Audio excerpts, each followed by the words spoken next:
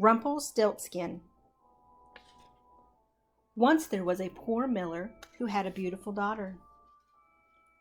On his way to town one day, the miller encountered the king. Wanting to impress him, the miller said, "I have a daughter who knows the art of spinning straw into gold." Now the king had a passion for gold, and such an art intrigued him. So he ordered the miller to send his daughter to the castle straight away. When the girl was brought before him, the king led her to a room that was filled with straw.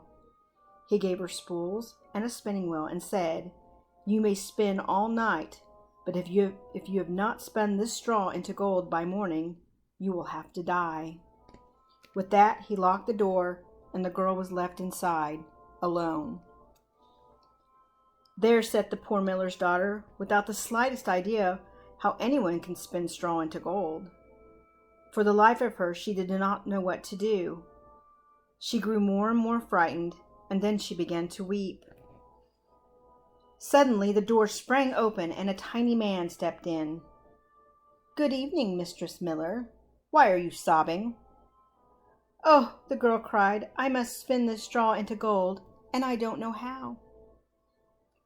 "What will you give me if I spin it for you?" the little man asked. "My necklace," answered the girl. The little man took her necklace and sat down at the spinning wheel. He pulled 3 times, whir, whir, whir, and the spool was wound full of gold thread.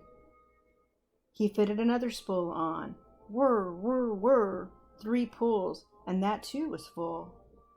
And so it went until morning, when all the straw was spun and all the spools were full of gold.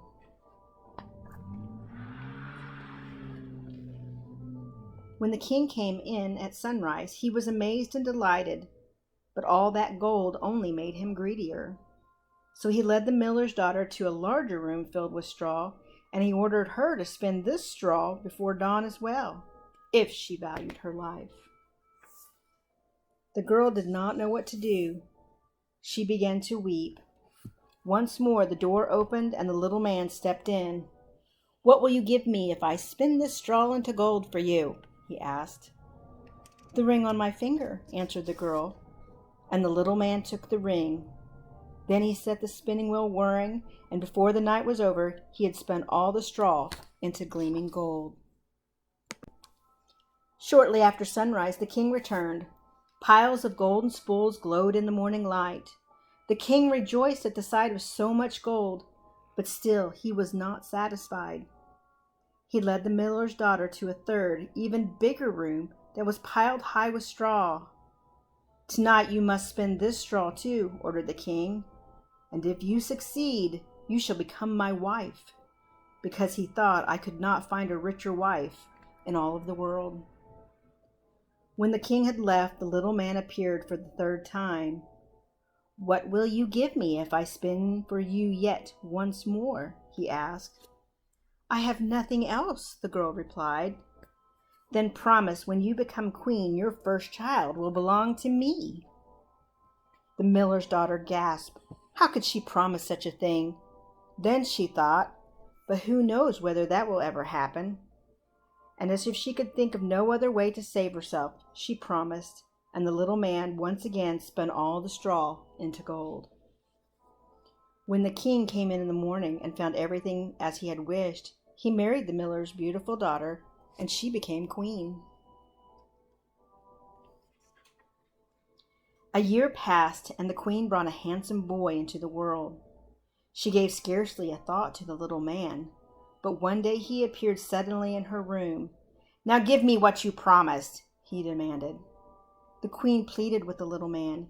He could take all the royal treasure if he would only let her keep her child, but her pleading was in vain. Then she began to weep that the little man was moved. "I will give you 3 days. If by the end of that time you know my name, you may keep your child." Long into the night the queen sat, and through the next day thinking over all the names she had ever heard. That evening the little man returned, beginning with Casper, Melchior, Balthazar. The queen recited every name she knew, one after another, But to each one the little man replied, "That is not my name." The second day the queen had inquiries made in town, searching for new names. And when the little man came that evening, she posed the strangest and most unusual ones to him.